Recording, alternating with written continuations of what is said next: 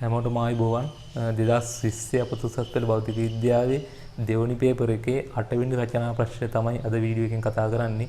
8 වෙනි රචනා ප්‍රශ්නේ විද්‍යුත් ක්ෂේත්‍රයට අදාළ රචනා ප්‍රශ්නයක් තමයි ලැබිලා තියෙන්නේ. ඒකේ ධාරිත්‍රකට අදාළ ප්‍රශ්න තමයි ගොඩක්ම ලැබිලා තියෙන්නේ. හරි. එතකොට මම කලින් වීඩියෝ එකේදී කතා කරා පස්වෙනි රචනා ප්‍රශ්නේ යාන්ත්‍ර විද්‍යාව ප්‍රශ්නේ සම්පූර්ණයෙන්ම සාකච්ඡා කරා. ඒකේ ලින්ක් එක මම පහළ ඩිස්ක්‍රිප්ෂන් එකේ දාලා තියෙනවා. වීඩියෝ එක බැලුවේ නැත්නම් ඒ ලින්ක් එකෙන් ගිහලා වීඩියෝ එක බලන්න පුළුවන්. ඒ වගේම තමයි channel එක subscribe කරලා නැත්නම් අනිවාර්යයෙන්ම දැන්ම පහළ තියෙන රතු පාට subscribe button එක click කරලා channel එක subscribe කරන්න. ඒ වගේම bell icon එකත් click කරලා තියාගන්න. එහෙම වුණොත් තමයි අලුතින් දාන වීඩියෝත් ඔයාලට notification එකක් විදිහට ලබා ගැනීම හැකියාවක් තියෙන්නේ. හරි එහෙනම් අපි ප්‍රශ්නෙට යමු. මම මේ ප්‍රශ්නෙට අදාළ කොටස් විතරයි සාකච්ඡා කරන්නේ. තියරි ගොඩක් කතා කරන්න බලාපොරොත්තු වෙන්නේ නැහැ. ඒ නිසා වීඩියෝ එක ගොඩක් දික් වෙන්නේ නැහැ. ඒ නිසා සම්පූර්ණ වීඩියෝ එක බලන්න කියලා කියනවා. හරි එහෙනම් අපි ප්‍රශ්නෙට යමු. ප්‍රශ්නේ කියනවා ඩිෆිබ්‍රිලේටර් යනු වෛද්‍ය උපකරණයක් වන අතර එය හෘදයාබාධයකින් හදවත අකර්මණ්‍ය වූ රෝගියෙකුගේ හදවතේ රිද්මයානුකූල රටාව නැවත යථා තත්ත්වයට ගෙනීම සඳහා භාවිත කරනු ලබයි. මෙම උපකරණයේ ඇති ආරෝපිත ධාරිත්‍රකයක් ඉතාම කෙටි කාලයකදී විසර්ජනය කර ඒ තුර ගබඩා වී ඇති ආරෝපණ උපකරණයට සම්බන්ධ කර ඇති ඉලෙක්ට්‍රෝඩ කට්ටලයක් මගින් අධිශක්ති විද්‍යුත් කම්පනයක් ලෙස රෝගියාගේ පපුව හරහා හදවතට ලබා දේ. ඒ කොටස කියනවා ඩිෆිබ්‍රිලේටරයක් තුල ආරම්භයේදී වෝල්ට් 400ක විභවාන්තරයකට ආරෝපණය කර ඇති ධාරිත්‍රකයක් විසර්ජනය කිරීමෙන් හෘද රෝගියෙකුට ජූල් 48ක ශක්ති ප්‍රමාණය ලබා දෙයිලු. පළවෙනි කොටසේ අහනවා ධාරිත්‍රකයක ගබඩා වී ඇති ශක්තිය W සඳහා ප්‍රකාශනයක් ඒ ධාරණාව C සහ ධාරිත්‍රකය හරහා පවතින විභවාන්තර V අසුරින් ව්‍යුත්පන්න කරන්න කියලා. ඒතර අපි දන්නවා ශක්තිය W සමානයි භාගයක් CV වර්ගයනේ. දැන් මේක මෙහෙම ලියුවා කියලා ලකුණු ලැබෙන්නේ නැහැ. ඒක අපි ව්‍යුත්පන්න කරන්න ඕනේ. හරි. එතකොට අපි ධාරිත්‍රකයට මෙහෙම තියෙන ධාරිත්‍රකයකට ආරෝපණ ලබා දෙනවනේ.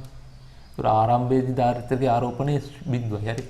අපි ආරෝපණය ලබා දෙන්න කාර්යයක් බාහිරින් කරන්න ඕනේ. ඒතර අපි බාහිරින් කරන කාර්යය තමයි මේ ධාරිත්‍රකයේ ශක්තිය විදිහට ගබඩා වෙන්නේ. ඒතර අපිට ධාරිත්‍රකයේ ආරම්භයේදී ආරෝපණයක් නැති නිසා අපිට ආරම්භයේදී ධාරිත්‍රකයට ආරෝපණය ලබන්නට කාර්යයක් සිදු කරන්න ඕනේ නැහැ. ආරම්භයේදී බිඳුවයි. ඒත් අපි ධාරිත්‍රකයට යම්කිසි ආරෝපණයක් ලබා දෙන්න මේක ආරෝපණ රැඳෙනවනේ. මේ ආරෝපණය. ඊට පස්සේ අපි කරන්න ඕන කාර්යයෙන් දෙන්න වැඩි වෙනවා. හරි. මොකද කාර්යය කියලා කියන්නේ කාර්ය විභවය විද්‍යුත් විභවය කියලා කියන්නේ අපි දන්නවා යම්කිසි ආරෝපණයක් ඒකක ආරෝපණයක් අනන්තයේ ඉඳලා යම්කිසි ලක්ෂයකට රැගෙනීමේදී කළ යුතු කාර්යය තමයි විද්‍යුත් විභවය කියන්නේ. W බෙදීම Q කියලා. එතකොට W කාර්ය සමානයි QV කියලා අපිට ලියන්න පුළුවන්. හරි. QV කියලා ලියන්න පුළුවන්. එතකොට මේකෙදි මේ අපි ආරෝපණය ලබා දෙන්න ආරෝපණය වැඩි වෙන්න අපි මේ කළ යුතු කාර්ය ප්‍රමාණය එන්න වැඩි වෙනවා. හරි. ආරම්භයේදී ආරෝපණය බිඳු නිසා කළ යුතු කාර්යය බිඳ. එතකොට අපි කරන කාර්යය තමයි මේක ශක්තිය විදිහට ගබඩා වෙන්නේ. එතකොට අපිට අවසානයේ මේකේ ගබඩා වෙලා තියෙන ශක්තිය විදිහට අපිට ලියන්න පුළුවන් මෙන්න මේ කරන කාර්යයේ මධ්‍යයන්‍යගේ. එතකොට අපිට W ලියන්න පුළුවන් ආරම්භයේ කරන කාර්ය බිඳුවයි අවසානයේ කරන කාර්ය QE කියලා ලියන්න පුළුවන්. ඒකේ මධ්‍යයන්‍යගේ අපි ගන්නවා දෙකෙන් බෙදලා. හරි. මේක තමයි ගබඩා වෙන ශක්තිය වෙන්නේ. එතකොට W සමානයි භාගයක් QV කියලා ලියන්න පුළුවන්. ඒ වගේම අපි දන්නවා Q සමානයි CV. Q සමානයි CV කියලා එකක් අපි දන්නවා. එතකොට මේ Q සමානයි CV කියන එක මෙන්න මේ Q කියන එකට ආදේශ කරන්න ඕනේ. එතකොට අපිට එනවා W සමානයි භාගයක් Q කියන්නේ CV වැඩි කිරීම B. එතකොට අපිට උත්තරේ මේ විදිහට ගන්න පුළුවන් W සමානයි භාගයක් CV වර්ගය. හරි. මේ විදිහට තමයි ව්‍යුත්පන්න කරන්නේ. එතකොට ඒක තමයි පළවෙනි එකට පිළිතුර වෙන්නේ. ඊට පස්සේ දෙවෙනි එකේදී අහනවා උපකරණයේ ඇති ධාරිත්‍රකයේ ධාරණාව කොපමණද කියලා. ඒ කියන්නේ ධාරිත්‍රකයේ ධාරිතාව කොපමණද කියලා අහන්නේ. එතකොට මේ සමීකරණයටම ආදේශ කරන්න තියෙන්නේ W සමානයි භාගයක් CV වර්ගය C සමානයි 2W බෙදීම V වර්ගය. හරි. එතකොට දෙක වැඩි කිරීම මේකේ ශක්තිය කියන්නේ ජූල් 48යි කියලා. බෙදීම වෝල්ට් 400 කියන එකේ වර්ගය. වෝල්ට් 400 කියන එකේ වර්ගය. එතකොට මෙතන ධාරිත්‍රකයේ ධාරිතාවය ලැබෙනවා 600යි. වැඩි කිරීම 10 ඍණ 6යි ෆැරඩේ කියන. එතකොට 10 ඍණ 6 කියන්නේ මයික්‍රෝනේ. එතකොට 600යි මයික්‍රෝෆැරඩේ කියලා තමයි උත්තරේ ලැබෙන්නේ. හරි. ඊළඟ කොටස කියනවා තුන්වෙනි කොටසේ දාරිද්ර්‍යකයේ තුල ගබඩා වී තිබූ ආරෝපණ ප්‍රමාණය ගණනය කරන්න කියලා. එතකොට අපි දන්නවා Q සමාන SCV. හරි. Q සමාන SCV කෙලින්ම දැන් හැකි. එතකොට Q සමානයි දාරිද්ර්‍යකයේ ධාරිතාව 600 වැඩි කිරීම 10^6යි. V කියන්නේ 400යි. හරි. එතකොට ඒක සුළු කරාම එනවා 0.24යි කූලොම් කියලා. තුන්වෙනි එකට එනවා. ඊට පස්සේ හතරවෙනි එකේ අහනවා ඉහත තුන කොටසේදී ගණනය කරන ලද සම්පූර්ණ ආරෝපණ ප්‍රමාණය 12ක් මිලිතප්පර කාලයකදී නියත ධාරාවක් ශරීරයට ඇමිවන ප්‍රමාණයක් තුයේ උපකල්පනය කර එම නියත ධාරාව ගණනය කරන්න කියලා තියෙනවා. එතකොට ඒක ලේසි. මේ විදිහට අපි දන්නවා I සමානයි Q බෙදීම T. එහෙම නැත්නම් Q සමානයි IT. එතකොට I සමානයි ආරෝපණයේ 0.24යි. කාලය දීලා තියෙනවා මිලිතප්පර 12කදී කියලා. ඒකට 12 වැඩි කිරීම මිලිතප්පර තප්පර ගණන 10^3 වැඩි කරනවා. එතකොට ධාරාව වෙනවා ඇම්පියර් 20යි කියලා. හරි. ඊට පස්සේ පස්වෙනි කොටස කියනවා ඉහත A4 ගණනය කළ ධාරාව ගමන් කරන ලද මාර්ගයේ සඵල ප්‍රතිරෝධය හොයන්න කියලා. ඒකට අපි දන්නවා V සමානයි IR දාන්න පුළුවන්. ඒකට R සමානයි B බෙදීම I. එතකොට විභවාන්තරේ මේක දීලා තියෙනවා 400යි. ධාරාව අපි හොයාගත්තා 20යි. එතකොට 400 20ෙන් බෙදුවාම 20යි. ඕම් 20ක් කියලා එනවා. හරි. එතකොට ඒ කොටසට උත්තර ලියන්න මෙන්න මේ විදිහට. ඊළඟ කොටස B කොටස කියනවා B කොටස පළවෙනි එකේ සමාන්තර තහඩු දාරිද්ර්‍යකයක් පාර විද්‍යුත් නියතයේ කියවූ මාධ්‍යකින් පුරවා ඇත. ගවුස් නියමයේ භාවිතා කරමින් මාධ්‍ය තුළ විද්‍යුත් ශේෂ්ඨ තීව්‍රතාවය සඳහා ප්‍රකාශනය දාරිද්ර්‍යකයේ ගබඩා වේදී ආරෝපණයේ Q තහඩුවේ වර්ගඵලයේ නිදහස් අවකාශයේ පාර වේදිතාව F නෝට් සහ K ඇසුරින් ලබා ගන්න කියලා. හරි. එතකොට අපි දන්නවා ගවුස් ප්‍රමේය කියලා කියන්නේ අපි සලකන ලබන ගවුසියන් පෘෂ්ඨයක හරහා තියෙන ස්ථිතිවිද්‍යුත් ශ්‍රාවය සමානයි කියලා කියනවා. ඒ පෘෂ්ඨය ඇතුලේ තියෙන ආරෝපණයේ අදාළ පාර වේදිතාවට අදාළ මාධ්‍ය පාර වේදිතාවට දරන අනුපාතයට. හරි. එතකොට මේ විදිහට දාරිද්ර්‍යයක් ගත්තොත් එහෙම දාරිද්ර්‍යකේ මේ තහඩුව ධන විදිහට ආරෝපණය වෙලා තියෙනවා. ඊපස්සේ මේක ඍණ විදිහට ආරෝපණය වෙලා තියෙනවා. දැන් බල රේඛා මේ විදිහට පිහිටනවා. හරි. එතකොට මේකේ මම සලකනවා මෙන්න මේ විදිහට ගවුසියන් පෘෂ්ඨය සිලින්ඩ්‍රාකාර. හරි. මේකේ වර්ගඵලය මම ගන්නවා සිම්පල් S කියලා ගන්නවා. හරි. එතකොට මේ සම්පූර්ණ තහඩුවක වර්ගඵලය කැපිටල් A කියලා දීලා තියෙනවා. හරි. ඊට පස්සේ ආරෝපණය Q කියලා දීලා තියෙනවා. තහඩුවේ ආරෝපණය Q කියලා දීලා තියෙනවා. වර්ගඵලය A කියලා දීලා තියෙනවා. ඒතකොට මම මේකේ පෘෂ්ඨික ආරෝපණ ඝනත්වය මම හිතනවා සිග්මා කියලා. හරි. සිග්මා කියලා. ඊට පස්සේ මම මේ පෘෂ්ඨය සලකලා ගවුසියන් පෘෂ්ඨය දරලා මට ලියන්න පුළුවන් සයි ඒ කියන්නේ විද්‍යුත් ශ්‍රාව්‍ය සමානයි. ශයි සමානයි අපි දන්නවා සිග්මා A බෙදීම එප්සිලන් නේ. ඒතකොට සිග්මා A කියලා කියන්නේ මෙතන ගවුසියන් පෘෂ්ඨයේ වර්ගඵලය S සිග්මා S බෙදීම එප්සිලන්. හරි. එතකොට මේ එප්සිලන් කියලා කියන්නේ මේ මාධ්‍ය පාර වේදිතාවයි.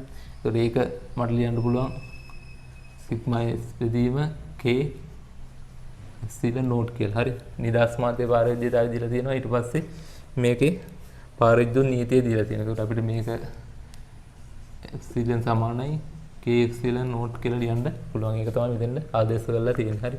ඊට පස්සේ අපි දන්නවා ස්ථිතිවිද්‍යුත් ශේෂ්ඨ තීව්‍රතාවය සමානයි ශයි බෙදීම A කියලා. හරි. ශයි බෙදීම A කියලා. එතකොට ශයි සමානයි E නේ. ඒතර මට මේක ලියන්න පුළුවන් ශයි සමානයි E වැඩි කිරීම මෙතන A කියලා කියන්නේ S. S. හරි. එතකොට මේක පළවෙනි එක මේක දෙවෙනි එක කියලා ගත්තොත් මේ දෙක සමාන කරන්න පුළුවන්.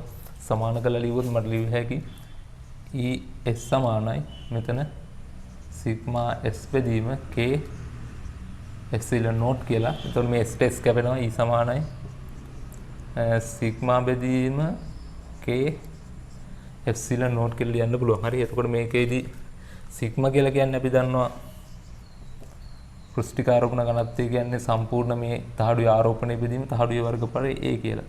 මේකට ආදේශ කරාම E සමානයි අවසානයේ පිළිතුර එනවා සිග්මා වෙනුවට q බෙදීම a කියලා දැම්මම q බෙදීම ඒකේ එප්සිලන් නෝට් කියලා. හරි q බෙදීම ka එප්සිලන් නෝට් කියලා එනවා. එතකොට මේක තමයි අවසාන පිළිතුර එන්නේ. හරි ඊළඟ කොටස දෙවෙනි කොටස කියනවා ඊට ඒ කොටසේ සඳහන් ආරෝපිත ධාරිත්‍රකයේ පාර විද්‍යුත් නියතයේ k සමානයි 5000ක් වන මාධ්‍යයකින් පිරී තිබෙන තහඩු වර්ගඵලයේ वर्ग सेंटीमीटर 80ක් වූ සමාන්තර ධාතු ධාරිත්‍රකයක් නම් මාධ්‍ය විද්‍යුත් ශේෂ්ත්‍ර තීව්‍රතාවය අගය කොපමණද කියලා නිදහස් අවකාශයේ පාර විද්‍යුතාවය එප්සිලන් නෝට් කියලා දීලා තියෙනවා. 9 වැඩි කිරීම 10 වෙන 12යි කියලා දීලා තියෙනවා. කෙලින්ම ආදේශ කණ්ඩ තියෙන සමීකරණයට. හරි E සමානයි මෙතන q බෙදීම ka එප්සිලන් නෝට් කියලානේ අපිට අර ඒක ආදේශ කණ්ඩ තියෙන්නේ. q එනවා එතකොට 0.24 m කූලම් කියලා අපි හොයාගත්තා. එතකොට k දීලා තියෙනවා 5000යි. වැඩි කරනවා a දීලා තියෙනවා 80යි වර්ග සෙන්ටිමීටර කියලා. 80 කියන්නේ වර්ග මීටර කරවම 80 වැඩි කිරීම 10 ඍණ 4යි. එතකොට එප්සිලන් නෝට් දීලා තියෙනවා 9 වැඩි කිරීම 10 ඍණ 12යි කියලා. හරි. එතකොට මේක සුළු කරාම එනවා 6.67 වැඩි කිරීම 10 8ක් නිව්ටන් කූලෝමීටර් තමයි ඒකක වෙන්නේ. හරි. ඒකට විද්‍යුත් ශේෂ්ත්‍ර තීව්‍රතාවය වෙන්නේ මේක. හරි. දෙවෙනි ප්‍රශ්නෙට උත්තරේ වෙන්නේ මේක. ඊට පස්සේ තුන්වෙනි ප්‍රශ්නේ අහනවා එම ධාරිත්‍රකයේ තහඩු අතර පරතරය ඩී ගණනය කරන්න කියලා. ඒකට පරතරය හොයන්න අපිට දාන්න පුළුවන් සමීකරණය අපි දන්නවා c සමානයි k එප්සිලන් a බෙදීම d කියලා සමීකරණයක් දන්නවනේ. එතකොට මේ සමීකරණය දාලා හොයන්න පුළුවන්. තහඩු අතර පරතරය d හොයන්න ඕනේ. d සමානයි k එප්සිලන් නෝට් a බෙදීම c. මේකට ආදේශ ගන්න ඕනේ. මේකට ආදේශ කරාම මෙතන 5000 වැඩි කිරීම 9 වැඩි කිරීම 10 ඍණ 12 වැඩි කිරීම 80 වැඩි කිරීම 10 ඍණ 4 බෙදීම c කියන්නේ 600යි. 600 වැඩි කිරීම 10 ඍණ 6යි. හරි. මේක සුළු කරාම එනවා 0.6 මයික්‍රෝමීටර් 0.6 වැඩි කිරීම 10 ඍණ 6යි මීටර. එහෙම නැත්නම් 0.6යි මයික්‍රෝමීටර කියලා. හරි. ඒතර තුන්වෙනි කොටසට උත්තරය එන්නේ මෙන්න මේ විදිහට. C කොටස බලමු. C කොටසේ පළවෙනි එකේ කියනවා රෝගියා මත පදනම්ව නියමිත ශක්තියෙන් යුත් විද්‍යුත් ස්පන්දයන් මගින් සුදුසු කම්පනය ලබා දීම සඳහා එක් ධාරිත්‍රකයක් වෙනුවට එක් ධාරිත්‍රකයක් කරා වෝල්ට් 400ට සමාන විභවාන්තරයක් සහිතව ඊට ඒ කොටසේ සඳහන් කරන ලද ධාරිත්‍රක පහක් එකිනෙකට ශ්‍රේණිගතව සම්බන්ධ කර ඇත. මෙසේ ධාරිත්‍රක පහක් එකිනෙකට ශ්‍රේණිගතව සම්බන්ධ කිරීමෙන් අනතුරුව රෝගියෙකුට ලබා දිය හැකි උපරිම ශක්ති ප්‍රමාණය ගණනය කරන්න කියලා තියෙනවා. මේ කියන්නේ මේ විදිහට ධාරිත්‍රක පහක් ශ්‍රේණිගතව සම්බන්ධ කරලා මේ එක ධාරිත්‍රකයකට වෝල්ට් 400 ගණන් දීලා තියෙනවලු. මේකට 400යි මේකට 400යි එහෙම 400 විදිහට දීලා තියෙනවා. හරි. එතකොට ඒ කියලා කියන්නේ මේකේ සමක ධාරිතාවයට දීලා තියෙන්නේ 400ව 5ක්. හරි. ඒතර 400ව 5 කියලා කියන්නේ වෝල්ට් 2000ක් දීලා තියෙනවා. මේ සියලුම ධාරිත්‍රක වලට හරි එකට 400 ගණන් තමයි දීලා තියෙන්නේ. එතකොට මේ සමක ධාරිතාවය සලකුවොත් එහෙම හරි මේ ධාරිත්‍රකේ සමක ධාරිතාවය සලකුවොත් එහෙම අපිට සමක ධාරිතාවය හොයන්න පුළුවන් එකයට c සමානයි එකයට c1 ධන එකයට c2 ධන එකයට c3 ධන එකයට c4 ධන එකයට c5යි. මොකද ශ්‍රේණිගතව සම්බන්ධ කරලා තියද්දි සමක ධාරිතාවය යන්නේ ඔහෙමයි. හරි. එතකොට සමක ධාරිතාවය ගොම වෙනවා එකයට c සමානයි එකයට c කියන්නේ මෙතන 600යිනේ. 600යි මයික්‍රෝෆැරඩේ. හරි. එතකොට මේ වගේ පහක් නේ මෙතන 1 2 3 4 5. එතකොට මෙතන උඩට එනවා 5යි කියලා. එතකොට c එනවා සමක ධාරිතාවයේ 600 බෙදීම 5යි කියලා. 600 බෙදීම 5යි කියන්නේ 120යි මයික්‍රෝෆැරඩේ. ඒක සමක ධාරිතාවය වෙන්නේ 120. ඒ සමක ධාරිතාවයටනේ වෝල්ට් 2000ක් දීලා තියෙන්නේ. හරි. එතකොට ගබඩා වෙලා තියෙන ශක්තිය අපිට හොයන්න පුළුවන් කෙලින්ම E සමානයි භාගයක් CV වර්ගය දාන්න පුළුවන් සමක ධාරිත්‍රකයට. හරි. සමක ධාරිතාවයට දාන්න පුළුවන්. එතකොට භාගයක් සමක ධාරිතාවය කියන්නේ මෙතන 120යි වැඩි කිරීම 10 ඍණ 6 කියන්නේ මයික්‍රෝ වෙන්න. එතකොට v කියන්නේ 2000 වර්ගය. හරි. එතකොට මේක සුළු කරාම එනවා 240 ජූල් කියලා. හරි. 240 ජූල් 240 කියලා එනවා. එතකොට ශක්තිය වෙන්නේ ගබඩා වෙන ජූල් 240යි. කොටස කියනවා දෙවෙනි කොටස කියනවා ඊට ඒ කොටසේ සඳහන් කරලා ලද වර්ගයේ සමාන ධාරණාවෙන් යුතු ධාරිත්‍රක පහක් වෝල්ට් 400ක් විභවාන්තරයක් යටතේ සමාන්තරගතව සම්බන්ධ කළොත් රෝගියෙකුට සැපයේ හැකි උපරිම ශක්ති ප්‍රමාණය කොපමණද කියලා. ඒකට සමාන්තරගත වේ අවස්ථාවේ තියෙන්නේ. ඒකට මේ විදිහට ධාරිත්‍රක පහක් සමාන්තරගතව සම්බන්ධ කරලා ඒකට වෝල්ට් මෙතන 200ක් වෝල්ට් 400ක් මේ විදිහට දෙනවා කියලා කියනවා. හරි. එතකොට අහනවා ශක්තිය කොහොමද කියලා. එතකොට අපි අහන්න ඕනේ මේ ධාරිත්‍රක පහේ සමගධාරිතාවය වෙනවා. සමගධාරිතාවය වෙලා අන්නේ සමගධාරිතාවයට තමයි මෙතන වෝල්ට් 400 දීලා තියෙන්නේ. හරි. ඊට පස්සේ භාගයක් CV වර්ගය දාලා ශක්තිය හොයනවා. එතකොට සමගධාරිතාවය හෙව්වොත් සමාන්තරගත ධාරිත්‍රක පද්ධතිය අපි හන්නේ C = C1 ධන C2 ධන C3 ධන C4 ධන C5 කියලා. එතකොට C සමානයි එක ධාරිත්‍රකයක ධාරිතාවය 600යි. එතකොට 600 ඒවා 5ක් 3000යි මයික්‍රෝ පැරඩි. සමග ධාරිතාවය මයික්‍රෝ පැරඩි 3000 එන්නේ. ඊට පස්සේ අපි E සමානයි භාගයක් CV වර්ගය කියලා දානවා. භාගයක් C කියන්නේ 3000යි වැඩි කිරීම 10 ඍණ 6 වැඩි කිරීම v වර්ගය කියන්නේ මෙතන විභව වෙන්නේ 400යි. 400 වර්ගය. හරි. එතකොට මේක සුළු කරාමත් එනවා ජූල් 240. හරි. එතකොට කලින් එකේදී ලැබුණ ජූල් 240යි මේකේ 240යි. ශ්‍රේණිගත තමයි සමාන්තරගත අවස්ථා දෙකේම ජූල් 240යි ලබා දෙන්න පුළුවන් උපරිම ශක්තිය වෙන්නේ. හරි. ඊළඟ ප්‍රශ්නේ බලමු තුන්වෙනි කොටස. ඉහත C1 හා C2 සඳහන් කර ඇති ශ්‍රේණිගතව හා සමාන්තරගතව සම්බන්ධ කරන ලද ධාරිත්‍රක අතුලින් ඉහත ප්‍රිවිලේටර් සඳහා ශ්‍රේණිගත සම්බන්ධතාවය සුදුසුයි නිර්දේශ කර ඇති හේතු දක්වමින් කෙටියෙන් පැහැදිලි කරන්න. ඒක ශ්‍රේණිගත සම්බන්ධතාවය සුදුසුයි කියලා කියනවා. ඒ හේතු දක්වමින් ඇයි සුදුසු කියලා අහන්නේ.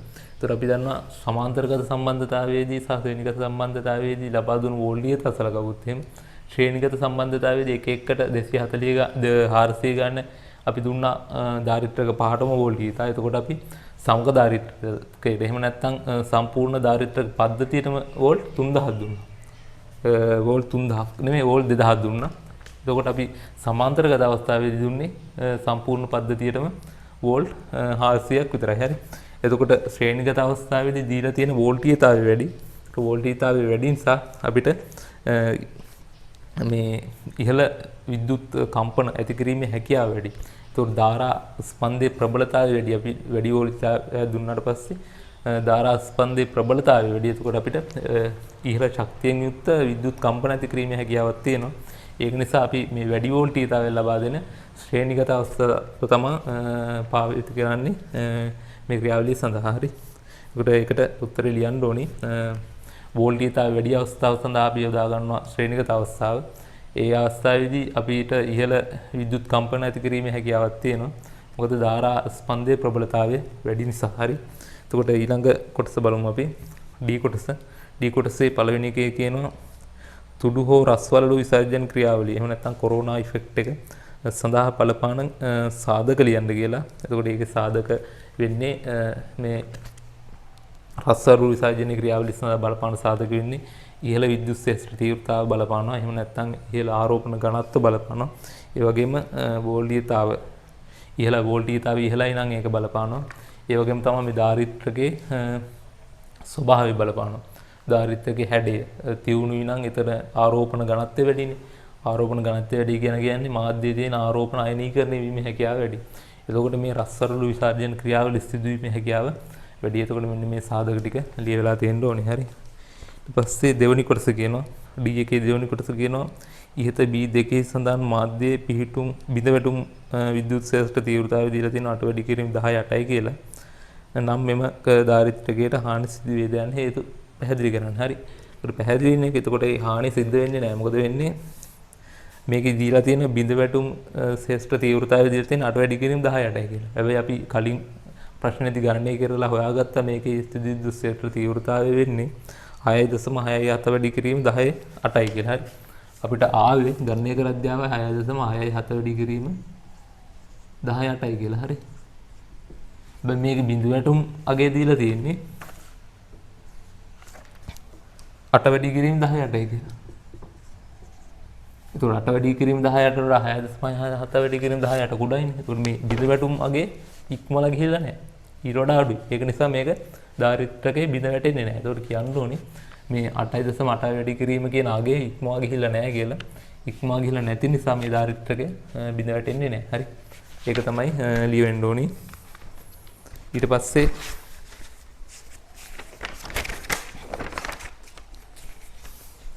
අවසාන කොටස කියනවා ඉහත බීහි සඳහන් දාරිද්‍රකයට ආරම්භයේදී Q නෝට් ආරෝපණ ප්‍රමාණයක් ඇති අතර එහි විභවාන්තරයේ අගේ V නෝට් කියලා දීලා දෙනවා. මිලිතප්‍ර 12කට පස්සේ ඇති ආරෝපණ ප්‍රමාණය සහ විභවාන්තරයේ පිළිවෙලින් 0.37යි Q නෝට් සහ 0.37යි V නෝට් නම් කාලාන්තරය තුලදී දාරිද්‍රකයේ ගබඩා ව්‍යාධි ශක්ති ප්‍රමාණය කුපන ප්‍රතිශතයක්ද රෝගියාට නිදහස් කර තිබේද කියලා යහන.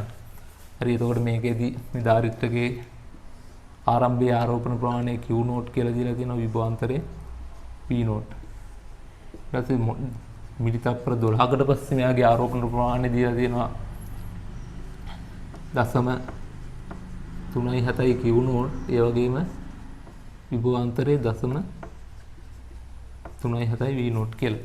ඒතර මෙයා කොප්පන ශක්ති ප්‍රමාණය මේ කාලය ඇතුළත පිට කරලා තියෙනවද කියලා තමයි අහන්නේ. හරි.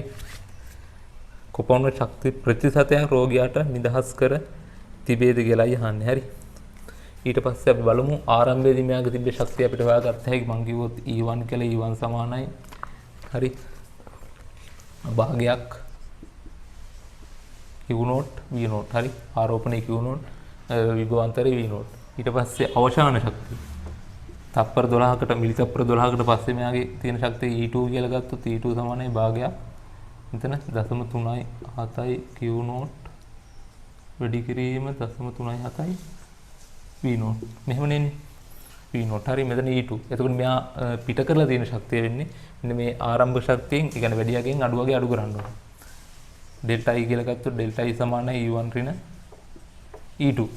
එතකොට ඩෙල්ටා E සමානයි E1 කියන්නේ භාගයක් Q නෝට් V නෝට් අඩු කිරීම භාගයක් මෙතන 0.37යි Q නෝට් අඩු කිරීම 0.37යි V නෝට්. හරි.